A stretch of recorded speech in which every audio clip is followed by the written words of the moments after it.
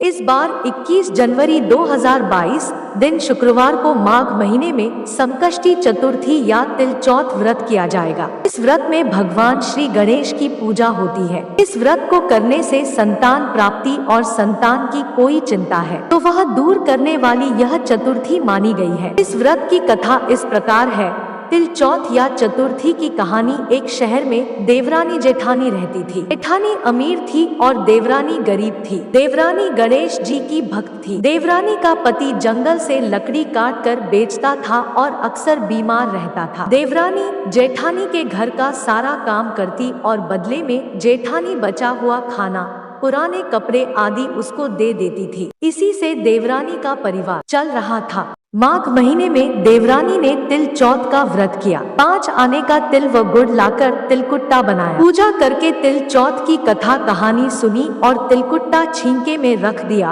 और सोचा कि चांद उगने पर पहले तिलकुट्टा और उसके बाद ही कुछ खाएगी। कथा सुनकर वह जेठानी के यहाँ चली गई। खाना बनाकर जेठानी के बच्चों से खाना खाने को कहा तो बच्चे बोले माँ ने व्रत किया है और माँ भूखी है। जब माँ खाना खाएगी हम भी तभी खाएंगे। जेठी को खाना खाने को कहा तो जेठ जी बोले मैं अकेला नहीं खाऊंगा, जब चांद निकलेगा तब सब खाएंगे तभी मैं भी खाऊंगा। जेठानी ने उसे कहा कि आज तो किसी ने भी अभी तक खाना नहीं खाया, तुम्हें कैसे दे दूं? तुम सुबह सवेरे ही बचा हुआ खाना ले जाना। देवरानी के घर पर पति बच्चे सब आस लगाए बैठे थे कि आज तो त्योहार है इसलिए कुछ पकवान आदि खाने को मिलेगा। परंतु जब बच्चों को पता चला कि आज तो रोटी भी नहीं मिलेगी तो बच्चे रोने लगे। उसके पति को भी बहुत गुस्सा आया। कहने लगा सारा दिन काम करके भी 2 रोटी नहीं ला सकती तो काम क्यों करती हो? पति ने गुस्से में आकर पत्नी को कपड़े धोने के धोवने से मारा। धोवना हाथ से छूट गया तो पाटे से मारा। वह बेचारी गणेश जी को याद करती हुई रोते रोते पानी पीकर सो गई। उस दिन गणेश जी देवरानी के सपने में आए और कहने लगे धोवने मारी, पाटे मारी, सो रही है या जाग रही है? वह बोली कुछ सो रही हूँ, कुछ जाग रही। गणेश जी बोले भूख लगी है, कुछ खाने को दे। देवरानी बोली क्या दूं? मेरे घर में तो अन्न का एक दाना भी नहीं है। जेठानी बचा खुचा खाना देती थी, आज वह भी नहीं मिला। पूजा का बचा हुआ तिलकुट्टा छींके में पड़ा है, वही खा लो। तिलकुट्टा खाने के बाद गणेश जी बोले धोवने मारी, पाटे मारी, निमटाई लगी है, कहाँ निमटे? वह बोली यह पड़ा घर, जहाँ इच्छा हो वहाँ निमट लो। फिर गणेश जी बच्चे की तरह बोले अब कहाँ पोंछूं? नींद में मग्न अब देवरानी को बहुत गुस्सा आया कि कब से तंग किए जा रहे हैं, सो बोली मेरे सर पर पोंछो। और कहाँ पोंछोगे? सुबह जब देवरानी उठी तो यह देखकर हैरान रह गई कि पूरा घर हीरे मोती से जगमगा रहा है। सिर पर जहाँ विनायक जी पोंछनी कर गए थे वहाँ हीरे के टीके व बिंदी जगमगा रहे थे। उस दिन देवरानी जेठानी के यहाँ काम कर नहीं गई।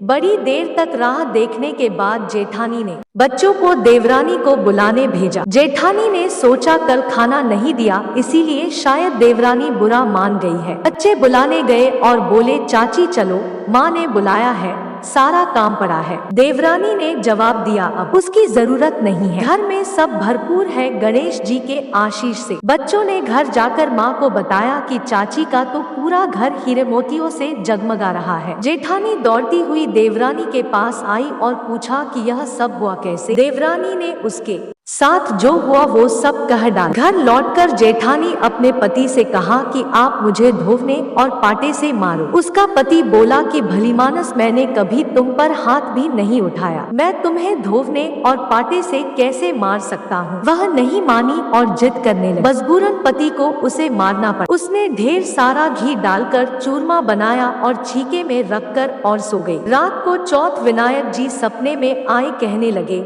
भूख लगी है, क्या खाऊं? जेठानी ने कहा हे गणेश जी महाराज, मेरी देवरानी के यहाँ तो आपने सूखा तिलकुट्टा खाया था, मैंने तो झरते घी का चूरमा बनाकर आपके लिए छींके में रखा है, फल और मेवे भी रखे हैं, जो चाहे खा लीजिए। बाल स्वरूप गणेश जी बोले अब निपटे कहाँ? जेठानी बोली उसके यहाँ तो टूटी फूटी झोपड़ी थी, मेरे यहाँ तो कंचन के महल, जहाँ चाहो निपटो। फिर गणेश जी ने पूछा अब पोंछू कहाँ? जेठानी बोली मेरे ललाट पर बड़ी सी बिंदी लगाकर पोंछ लो। धन की भूखी जेठानी सुबह बहुत जल्दी उठ गई। सोचा घर हीरे जवाहरात से भर चुका होगा, पर देखा तो पूरे घर में गंदगी फैली हुई थी। तेज बदबू आ रही थी। उसके सिर पर भी बहुत सी गंदगी लगी हुई। उसने कहा, है गणेश जी महाराज, यह आपने क्या किया? मुझसे रूठे और देवरानी पर टूटे। जेठानी ने घर की सफाई करने की बहुत ही कोशिश की, परंतु गंदगी और ज्यादा फैलती गई। जेठानी के पति को मालूम चला तो वह भी बहुत गुस्सा हुआ और बोला, तेरे पास इतना सब कुछ था, फिर भी तेरा मन नहीं भरा। परेशान होकर चौथ के गणेश जी से मदद की विनती करने लगी। गणेश जी ने कहा,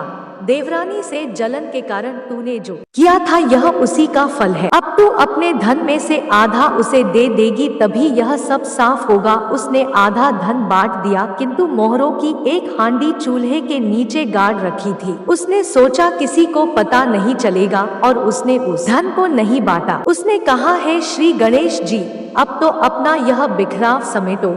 वे बोले, पहले चूल्हे के नीचे गाड़ी हुई मोहरों की हांडी से ताक में रखी 2 सुई के भी 2 हिस्से कर इस प्रकार श्री गणेश बाल स्वरूप में आकर सुई जैसी छोटी चीज का भी बंटवारा किया और अपनी माया समेटी। हे गणेश जी महाराज, जैसी आपने देवरानी पर कृपा की वैसी सब पर करना। कहानी कहने वाले, सुनने वाले व हुंकारा भरने वाले सब पर कृपा करना, किंतु जेठानी को जैसी सजा दी वैसी किसी को मत देना। बोलो गणेश जी महाराजा की जय। चौथ माता की जय।